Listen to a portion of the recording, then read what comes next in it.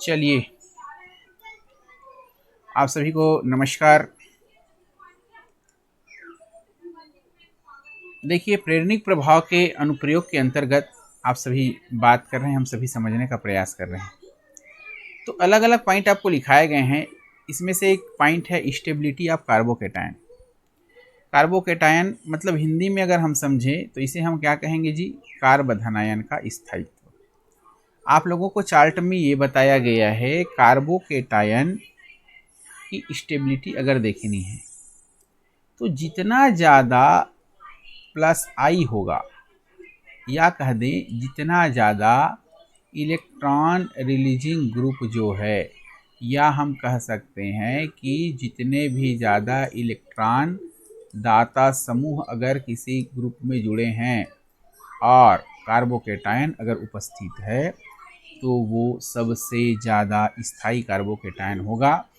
या आपको बताया भी गया है कि कार्बोकेटायन की जो स्टेबिलिटी है, ठीक है, तो कार्बोकेटायन की स्टेबिलिटी को आप ऐसे भी समझ सकते हो। देखिए, समझना मेरी बातों को। अभी एक मिनट, हम कलर बदल देते हैं।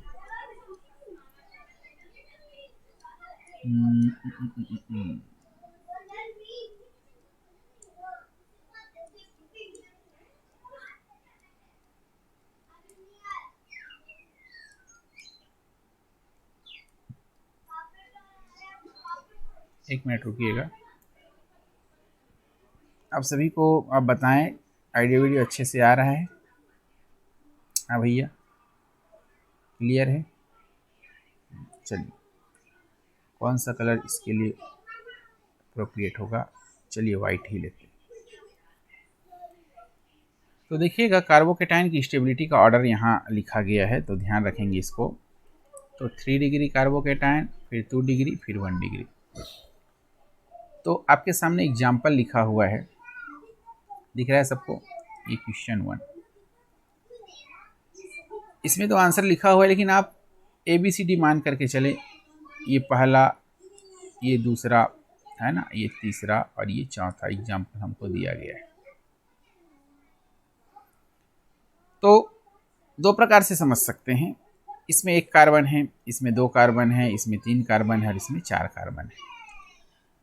आप मुझे बताएंगे प्लस आई, अभी मैंने बोला जितना ज़्यादा प्लस आई इलेक्ट्रॉन रिलीजिंग ग्रुप होगा उतने ही ज़्यादा कार्बोकेटायन की स्टेबिलिटी होगी। हाँ भैया, सही बात है ना? तो देखिए, 1 कार्बन, 2 कार्बन, 3 कार्बन, 4 कार्बन, या डिग्री हिसाब से देखा जाए तो ये 1 कार्बन से जुड़ा है तो 1 डिग्री। अच्छा जी हाँ, ये 2 डिग्री और ये 3 डिग्री। ऐसे भी आंसर दे सकते हैं। तो सबसे ज़्यादा स्टेबल होगा ये हमारा 3 डिग्री, फिर 2 डिग्री, फिर 1 डिग्री और फिर नॉर्मल। ठीक है, ये तो सामान्य से एग्जाम्पल था। ये क्वेश्चन नंबर 2 देखो, 2 एग्जाम्पल आपको दिए। इसमें देखा जाए ये भी 1 डिग्री है, इसमें देखा जाए ये भी 1 डिग्री है। अब बोलोगे दोनों 1 डिग्री है, अब क्या किया जाए? ये रिजोनेंस नहीं है ना, ये मैं समझाने के लिए बता रहा हूँ। ये मत सोच लेना कि ऐसे तीर कहाँ जा रहा है। अब इसमें देखो, ये CH3CH2 और इसमें यहाँ पास देखा जाए तो C3H7, तो प्लस आई पावर किसका ज़्यादा? इसका ज़्यादा, इसलिए यहाँ पास ग्रेटर देन ये स्टेबल होगा। चलिए, क्वेश्चन नंबर 3 देखो। यहाँ देखो, नॉर्मल हाइड्रोजन जुड़े हुए हैं और यहाँ देखो D दिखा है, और मैंने आपको लिखाया है हैवियर द आइसोटोप, ज़्यादा आइसोटोप होंगे तो उसका प्लस आई इफेक्ट ज़्यादा होगा। समझ आ गया क्वेश्चन नंबर 3 तक सबको? चलिए भाई, आ जाओ आगे, आ जाओ आगे आगे। अब ये कार्बोधनायन का ही स्थायित्व अपन समझ रहे हैं। क्वेश्चन नंबर 4 देखें, जल्दी जल्दी करें। ये CH3CH2+, अब यहाँ भी देखो, यहाँ अब समझना भैया। कुछ एग्जाम्पल ऐसे थे जहाँ केवल हमारे पास प्लस आई इफेक्ट थे, और मैंने एक रिलेशन लिखाया है। क्या लिखाया है जी? इलेक्ट्रॉन डोनेटिंग ग्रुप जितना ज़्यादा होगा उतना ज़्यादा मेरा कार्बोकेटायन क्या होगा? स्थायी होगा। या अपन इसको ये बोल सकते हैं, इलेक्ट्रॉन विथड्राइंग ग्रुप जो होगा, तो इसको अपन समझने के लिए ऐसा लिख सकते हैं, इलेक्ट्रॉन डोनेटिंग ग्रुप को ही अपन लोग प्लस आई ग्रुप कहते हैं ना, और इलेक्ट्रॉन विथड्राइंग ग्रुप मतलब माइनस आई। ये तो सूत्र है, आपको पता होना चाहिए, ये आपको आंसर निकालने में मदद करेगा।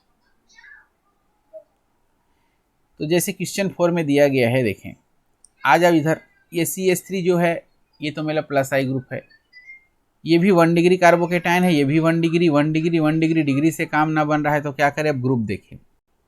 ठीक है, यहाँ पास देखो फ्लोरीन लगा हुआ है, यहाँ 2 फ्लोरीन लगा हुआ है, यहाँ देखा जाए तो 3 फ्लोरीन लगा हुआ है।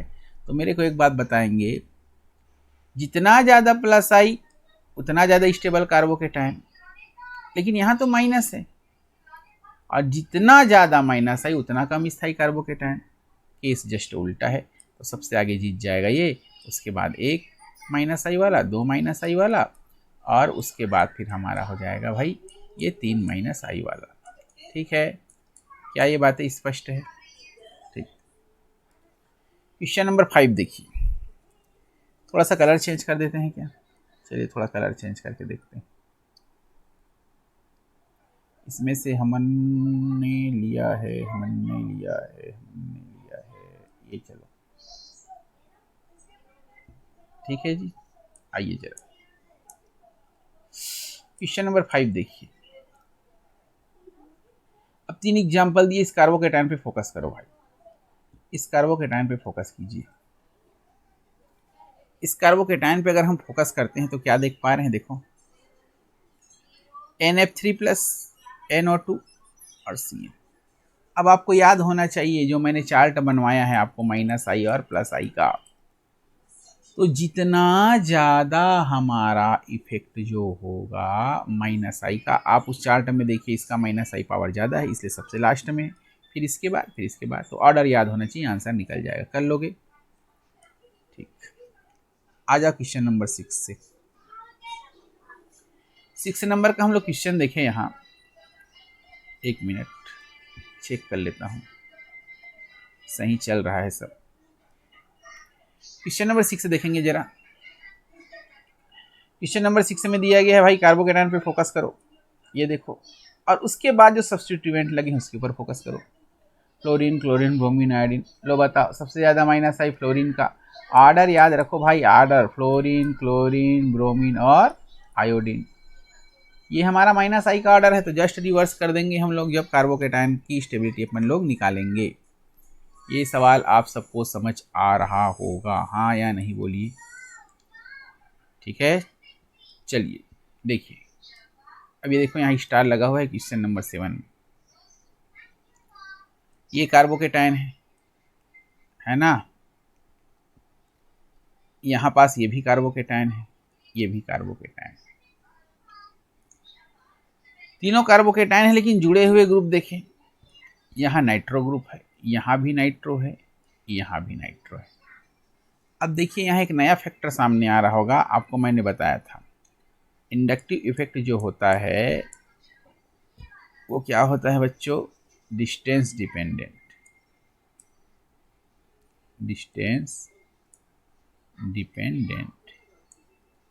मतलब ये डिस्टेंस के ऊपर निर्भर करता है। कैसे डिस्टेंस के ऊपर निर्भर करता है समझना, ये कार्बोकेटाइन है, इससे NO2 ग्रुप लगा है, ये पहले कार्बन पे लगा है, और इस NO2 ग्रुप पे देखो पहला दूसरे कार्बन पे लगा है, और इस NO2 को देखो पहला दूसरा ये तीसरा। तो ये बताओ, हम लोगों को पता है कि प्रेरणिक प्रभाव जो होता है वो तीसरे कार्बन के बाद प्रभावहीन हो जाता है, तो सबसे ज़्यादा प्रेरणिक प्रभाव तो इसमें काम करेगा, लेकिन सोचना हमको क्या है, माइनस आई है, तो जितना ज़्यादा माइनस आई उतना कम स्थायी कार्बोकेटाइन, लेकिन यहाँ हम ये देख रहे हैं कि ये माइनस आई जो है ये सबसे तीनों में NO2 कॉमन है। अब ये बताओ माइनस आई सबसे ज़्यादा तो इसमें लगेगा, फिर इसमें लगेगा, फिर इसमें लगेगा, लेकिन कार्बोकेटाइन की स्टेबिलिटी पूछेगी तो जस्ट रिवर्स आएगा, क्योंकि अपने को मालूम है कि कार्बोकेटाइन की जो स्टेबिलिटी है भाई वो इन्वर्सली प्रोपोर्शनल है माइनस आई। क्या ये बात समझ गए? ठीक है, तो ये कार्बोकेटाइन की स्टेबिलिटी लगभग ओवर है। आइए थोड़ा सा देख लेते हैं ये stability of carbon ion, stability of carbon ion. ठीक है, तो जैसे हम लोगों ने एक फार्मूला डिराइव किया था कार्बोकेटायन की स्टेबिलिटी दर्शाने के लिए, ठीक वैसे ही यहाँ पास कार्बन आयन का स्थायित्व समझे। ये फार्मूला याद रखना कि जितना ज़्यादा माइनस आई उतना ज़्यादा स्टेबल कार्बन आयन, या इसी को रिवर्स कहें जितना कम प्लस आई उतना स्टेबल कार्बन आयन। और इसकी स्टेबिलिटी जस्ट रिवर्स होगी कार्बोकेटायन के 1 डिग्री 2 डिग्री 3 डिग्री। चलिए क्वेश्चन देखिए, ये क्वेश्चन दिया हुआ है, स्पष्ट है 1 डिग्री 2 डिग्री 3 डिग्री, ये बताने की ज़रूरत नहीं है, नहीं समझ आएगा तो बता दिया जाएगा। क्वेश्चन नंबर 2, ये देखो, इसका प्लस आई सबसे ज़्यादा, इसका मतलब क्या हुआ, जिसका ज़्यादा प्लस आई उसका कम स्थायी कार्बन आयन या कार्बन आयन। क्वेश्चन नंबर 3, ये इफेक्ट सेम है, बस कार्बोकेटायन और कार्बन आयन को अपने को समझना है। अब इसमें क्या करना है, सीधा सीधा ये माइनस आई का ऑर्डर लिखा हुआ है, समझ गए। चलिए बढ़ते हैं आगे। देखिए जी, कॉन्सेप्ट ऑफ परसेंटेजेस मैंने आपको समझाया था। sp3 carbon, sp2 carbon, sp carbon, इसमें 25% परसेंटेजेस होगा, 33 होगा, 50 होगा, ये सब मैंने सिखा रखा है। और उसके बाद एग्जाम्पल में आपको ये भी बताया गया है कि sp3 कैसे पहचानेंगे, sp2 कैसे पहचानेंगे और sp कैसे पहचानेंगे। आप कोई भी स्ट्रक्चर दे दिया गया, माना ये स्ट्रक्चर दिया, तो जहाँ डबल बॉन्ड कार्बन है वो sp2 होता है सर, ट्रिपल बॉन्ड sp3 होता है, ये सब निकाल लेंगे। और उसके बाद इस बेंजीन रिंग या बेंजीन रिंग जैसा कोई स्ट्रक्चर है, ये तो बेंजीन रिंग खैर नहीं है, इसमें एक डबल बॉन्ड एब्सेंट है। तो अब आपको पूछा जाएगा इसमें संकरण बताओ, तो डबल बॉन्ड वाला कार्बन में sp2, इसमें sp3, sp, sp, sp3, ये बेंजाइन है, बेंजाइन टाइप का है। ठीक है, उसके बाद आपको पढ़ाया भी गया है परसेंटेजेस कैरेक्टर जो है वो इलेक्ट्रोनेगेटिविटी के डायरेक्टली प्रोपोर्शनल है, समानुपाती है। फिर मैंने ये भी बताया है, देखिए कार्बोकेटायन में अगर स्टेबिलिटी पूछा गया, ठीक है, ये कर लोगे सब, ठीक है। कार्बन आयन का just reverse, acidity of carboxylic acid. आइए अगला एग्जांपल करते हैं, acidity of carboxylic acid. Carboxylic acid की एसिडिटी अपने को निकालना है, अम्लीयता निकालना है। और मैं बार बार बता रहा हूँ बच्चों, ये 2023 के बोर्ड में यहाँ से सवाल आ चुका है, समझ लें अच्छे से। हालांकि इसका हायर एप्लीकेशन भी अपने को समझना है। एसिडिटी क्या है, बेसिसिटी क्या है, आपको समझा दिया गया है। अब देखिए, किसी भी कंपाउंड की एसिडिटी अपने को चेक करना है। मान लो तो अपने को ये करना है कि उस कंपाउंड का एसिडिक हाइड्रोजन अपने को रिमूव करना है और एक ऐसा कंपाउंड बनाना है जिसको नाम दिया जाएगा कॉन्जुगेट बेस, या इसको अपन लोग कहेंगे बेटा संयुग्मी क्षार। प्लीज ये बात ढंग से सुन ले, संयुग्मी क्षार, या अपने को क्या बनाना है, इसका कॉन्जुगेट बेस बनाना है, कॉन्जुगेट बेस बनाना है। तो हाइड्रोजन निकालने के बाद जो हमारे शेष भाग बनते हैं वो कहलाएंगे कॉन्जुगेट बेस। और ये के वैल्यू कैसे निकालते हैं ये सब पढ़ाया गया है आपको, या कॉन्सेप्ट याद रखें, के जो है वो सीधा समानुपाती है H+ की सांद्रता के, या इसके इन्वर्सली प्रोपोर्शनल है पीके। तो आपको परीक्षा में पूछ दिया गया एसिडिटी निकालो पूछा, तो H+ के आधार पे आंसर देना है, के के आधार पे आंसर देना है, और pKa लिखाया तो जस्ट उसका रिवर्स कर देना है, ये बात ध्यान रखना। आइए सवाल, एसिडिटी ऑफ कार्बोक्सिलिक एसिड, सीधा सीधा कॉन्सेप्ट है, जितना ज़्यादा माइनस आई उतना ज़्यादा एसिडिक, या रिवर्स जितना ज़्यादा प्लस आई उतना कम एसिड होगा कार्बोक्सिलिक एसिड। अब देखिए यहाँ COOH ग्रुप, ये फार्मिक एसिड दिया हुआ है, एसिटिक एसिड दिया हुआ है, प्रोपियोनिक एसिड दिया गया है।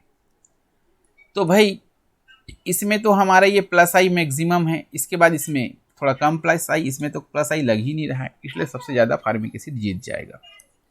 आ जाओ दूसरा, ये देखिए ये स्ट्रक्चर पहचानना सीखो, कार्बोक्सिलिक एसिड है ये, इसमें लगे ग्रुप को पहचानिए, NF3NO2CN।